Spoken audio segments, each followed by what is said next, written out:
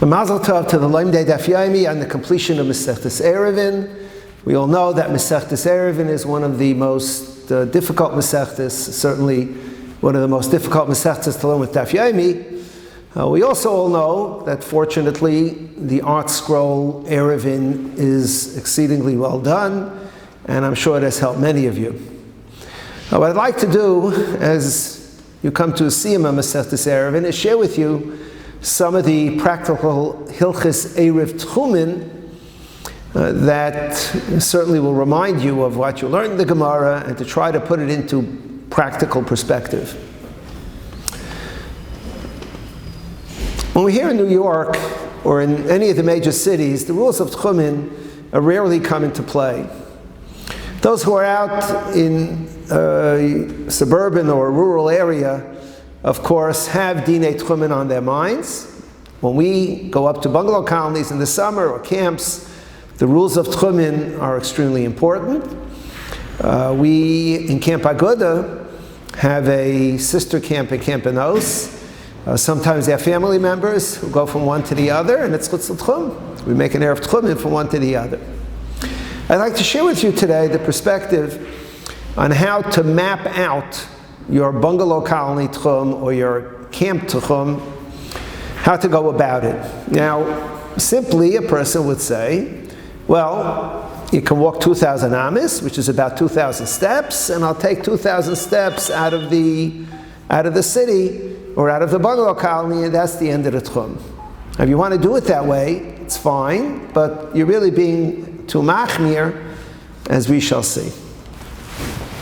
Today, aerial maps or aerial photos of areas are readily available. Even years ago, in Sullivan County, one of the local boards had available at a relatively cheap price aerial photos of different areas in Sullivan County. What you need is an aerial map or an aerial photo and an accurate reading of the correct footage per square inch. And once you have that map, you would do the following. You would use three major kulas from Masechtas Eruvin in plotting out the Techum boundaries of wherever you are. Let's take the example of a bungalow colony. I'm taking as a pashtus that a bungalow colony has the halacha of a city, of an ir. The exact requirements of an ir may not be that clear, but certainly if there are three areas and each has at least two homes, that would qualify as an ir, as a city. And therefore, it's pretty safe to say that any decent-sized bungalow colony or camp has the din of a city. Kula number one is ribua. Ribua means that you square the city. You take a map of the city and you draw a square using the northernmost, southernmost, easternmost, and westmost points as the basis for the line of the square. The square is drawn l'ruchos ha'olam, according to the north, south, east, and west lines. And that immediately gives you quite a significant addition to the area in which you are. For example, in Brooklyn, when we square Brooklyn, we find that much of Manhattan is part of Brooklyn in Halacha. There's no question of being Chutz L'Tchum. It's actually part of the city of Brooklyn, because if you take the map of Brooklyn, which runs pretty much diagonally, as does the city, from southwest to northeast, and you square that, you end up with a lot of extra area that's considered part of the city. This is the halacha of rivua ha'ir. So you take the map in front of you, you square the city, l'ruchos ha'olam, using the most extreme points of the city. Now hold on a minute. Most bungalow colonies, and certainly most camps, are mostly fields, and only a small part of it are the actual buildings. What is the city? What constitutes the city for purposes of drawing the Techum? The halacha is that a mechitza, a wall around the area, certainly meant to include the city. And the Magen Avraham, in the beginning of Siman Taf Aleph, holds that even at Tzuras HaPesach, when a person puts up what we call an Eruv, or a Tzuras HaPesach around the bungalow colony, that Tzuras HaPesach qualifies as the wall of the city. Now that means really a tremendous kula, because when you put up a Tzuras HaPesach around the bungalow colony, or around the camp, it's usually the greatest amount of area that's included. And what you do, essentially, is take that area, square it, and that's all considered part of the city. The 2,000 amas don't even begin until that square has been completed. So, to give you a visual example of this, if you are, for example, to take a bungalow colony or a camp that just haphazardly draw it, considering that this is north, west, east, and south, the city would be drawn like this. So that the bungalow colony would be, or the city would be the entire squared area. The Techumim, now it doesn't have to be a square, it could be a rectangle as well. But the point is, you don't start counting 2,000 amas except from here. Now you would think you count from the bungalow colony area. The Tzuras HaPesach is the line that I drew. But actually, by squaring it, you can gain a whole lot of extra area. And that is kula number one, the kula of ribuah ha'ir, of squaring the city, which is done l'ruches ha'olam, to the regular north, south, east, and west lines. And that's how a city is drawn. Now, people have asked me, well, if that's the case, can I just make the Eruv bigger and gain much more? At the cost of some string and a pole, I'll just extend the Tzuras HaPesach higher up for a small amount, and then I'll be able to gain much more. Now, this is already an interesting shaila in Lamdis. The question is, when we allow use of a Tzuras HaPesach, is that a siba or a siman? In other words, is it that when you have a Tzuras HaPesach or a fence around an area, that itself makes it part of the city? In which case, yes, make it as big as you like. Or is that only a siman? In other words, really, it's not the Tzuras HaPesach that does anything. It's the idea that in order to figure out what part of the fields is part of the bungalow colony, what part of the field is the used part of the camp, the Tzuras HaPesach is an indication or a siman. Now, if it's only a siman, it would make sense that stretching it purely for a halachic kula would not work. And this is a shaila in Lamdis beyond the scope of our discussion today. I would suggest, for those who want to pursue this, that the Bir Halacha and Siman Taf Hey, Sif Vav, would be an indication of how to paskin the shaila. At any rate, that's kula number one. The din of rivuah ha'ir, squaring the city. And then you count your 2,000 amas from the points, any point included in that square or rectangle. Kula number two is ibor ha'ir. Now the word ibor literally refers to pregnancy. It's as if the city is, so to speak, pregnant. What does that mean? The rule of ibor ha'ir is in Siman Tzadik Ches Sif Hey, and it tells us that any time there's an additional home within 70 and 2/3 amas from the city, that is considered to be the ibor, or the added point to the city. So, getting back to our diagram, here we have a camp, and then there's a house. What do you know? It doesn't even belong to the camp. Somebody has a house right here, and that's within 70 amas. So the halacha is that is considered part of the city, to the point, now get this, that we are mirabeya, we square that additional area into the city. So now,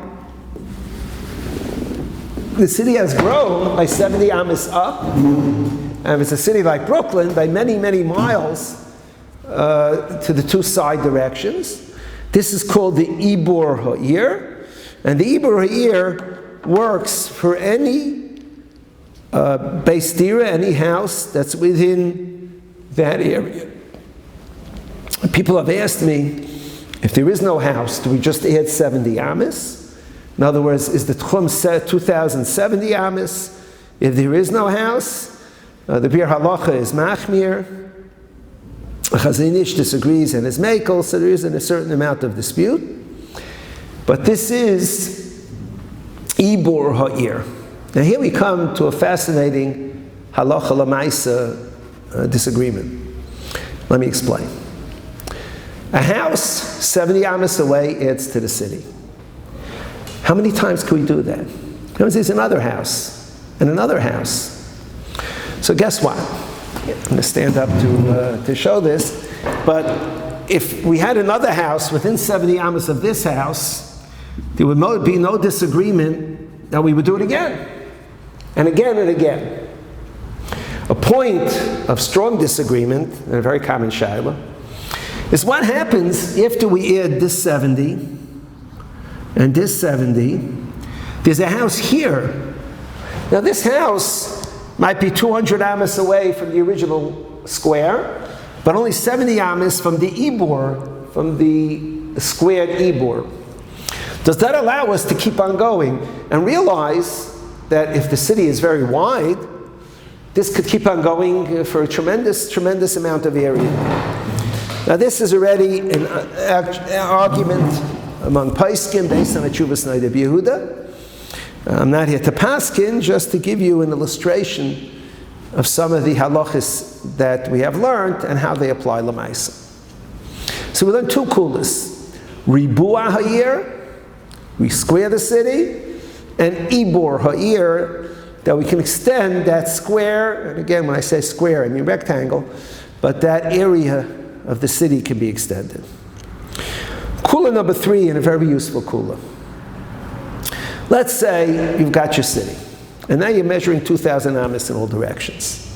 So you want to get from your bungalow colony to another bungalow colony, from your bungalow colony to a shul, anything of that sort. So what do?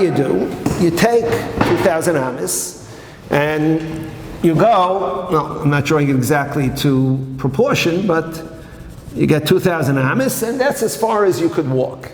Now you might have a house here, it's a little more than 2,000 amas away, and it's out of reach.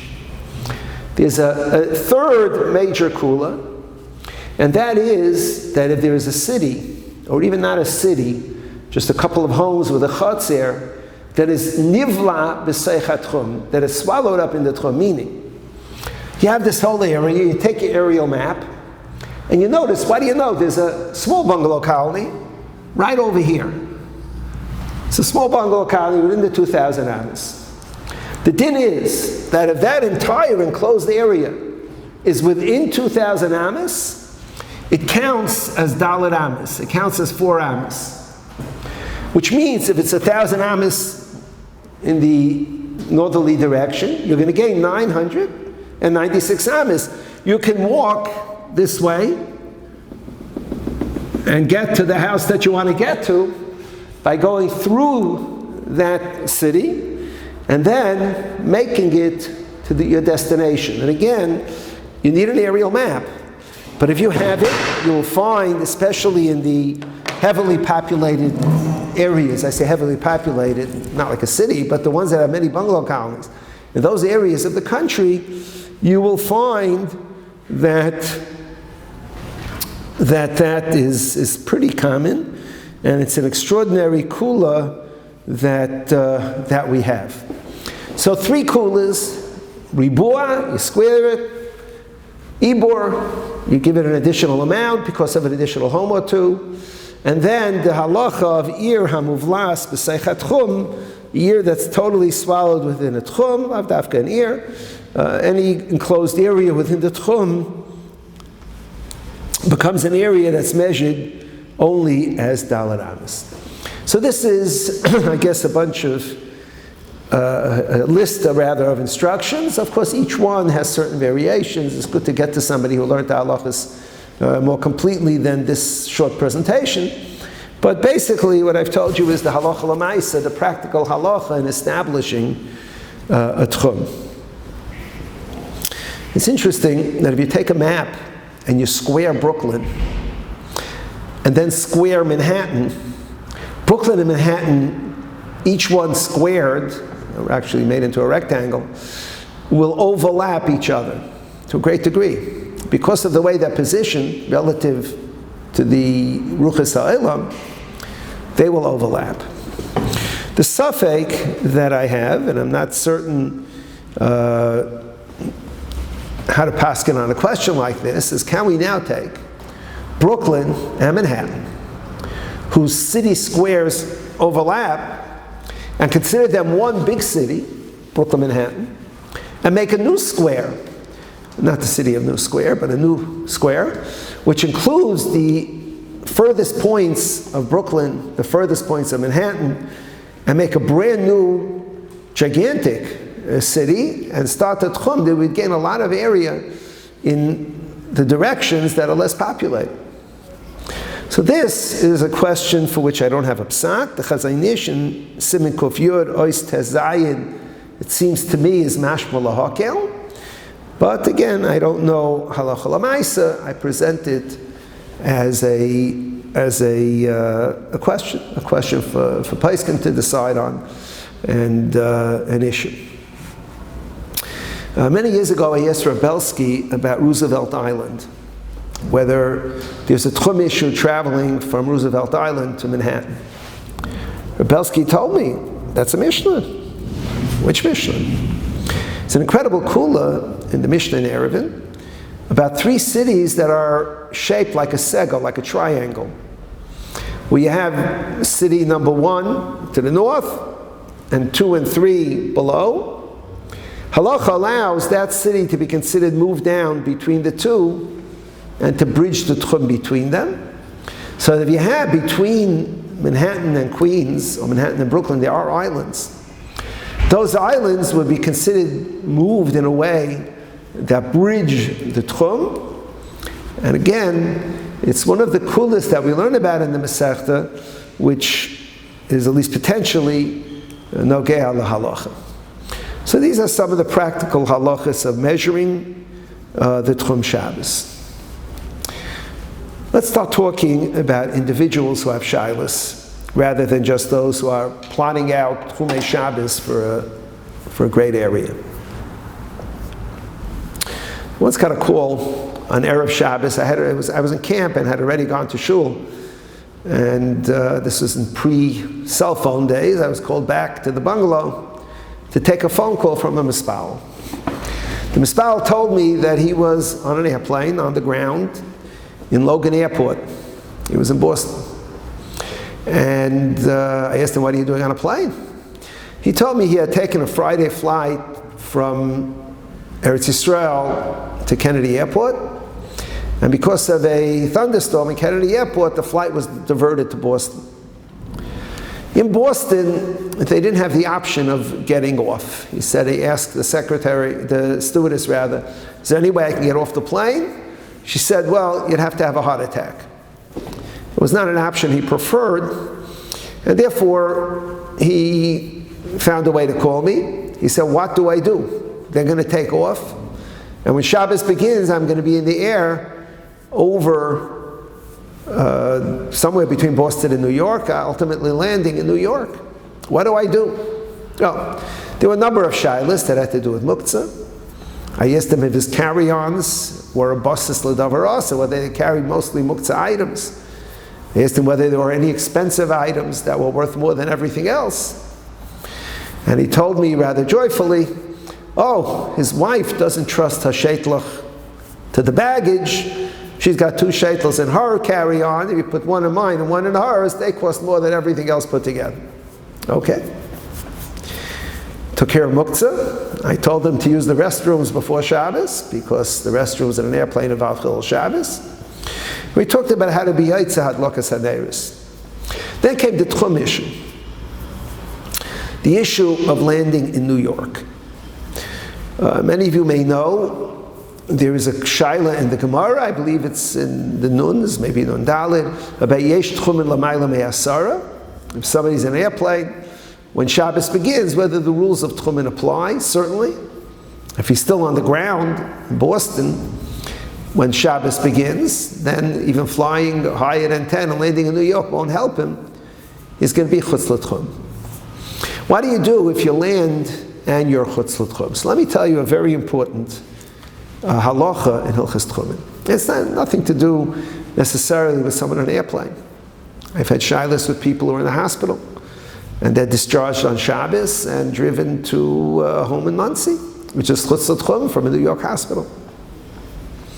The halacha is, if you're taken chutz l'tchum and deposited somewhere, you're only allowed to walk dalet amis, within 4 amis of where you are, except if the place in which you land has a wall around it, or the Be'er Halacha says even a tzuras HaPesach around it, even an Eruv around it, that entire area is like dalet amis, and wherever you land, you can go in that area on Shabbos.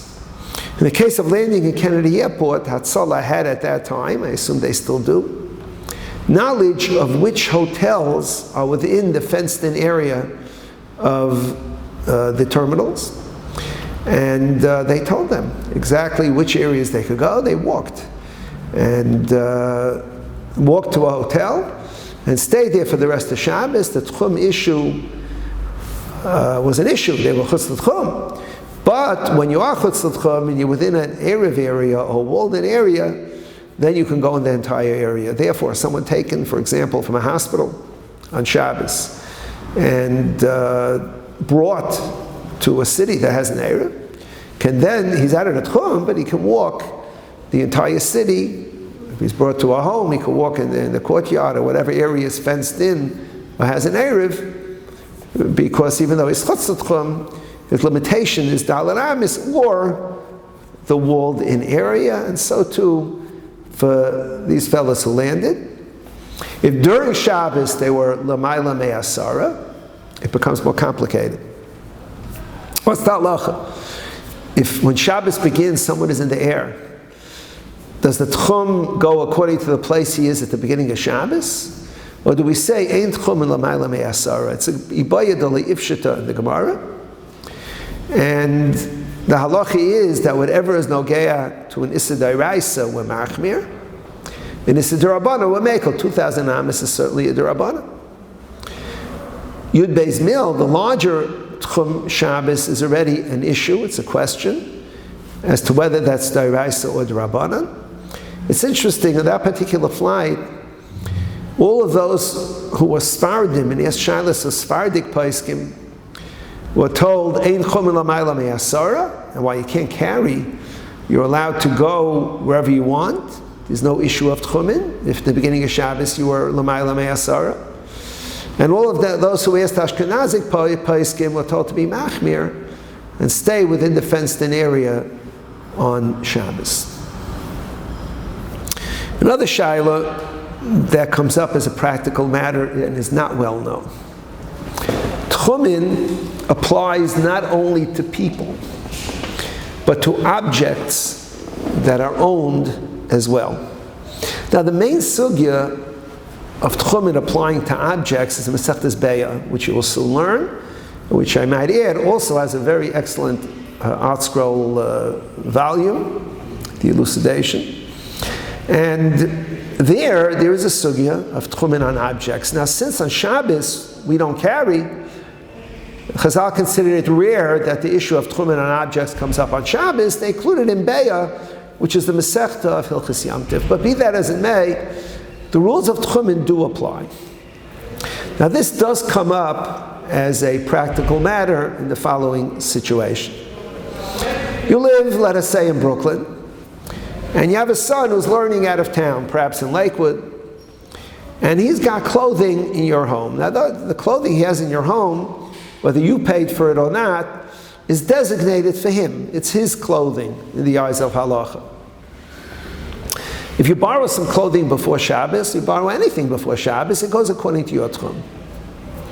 What happens if you borrow an item of clothing in the middle of Shabbos? That item of clothing is bound by the tchum of its owner. Its owner is far away.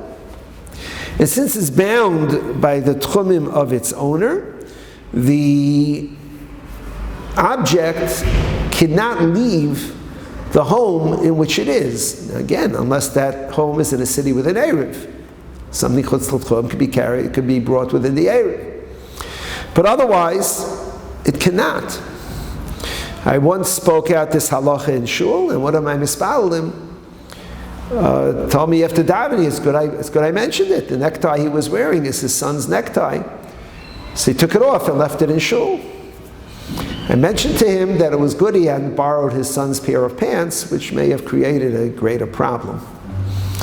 Be that as it may, the halachas of Tchumei Shabbos, Halacha LMaaseh, apply to objects as well. I should mention that in the Gan Yaakov, which is a sefer on Eruvin from one of the Talmidei Hagra, on Daf Mem Hey Amid Beis, he discusses whether what I just told you is accurate, whether objects that belong to someone who is way out of the tchum are limited by his tchum, but certainly the pashtus is that the limitations do exist, and therefore a person should be aware of it.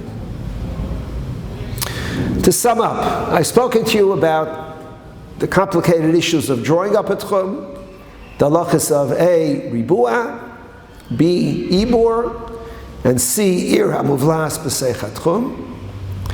I spoke to you about the practical halachas of someone who is stuck being brought chutz l'tchum, and the halachas of the objects belonging to a person which are also limited to the tchum. Let me get a third halacha l'maaseh issue to discuss as well, and that is erev tchumim.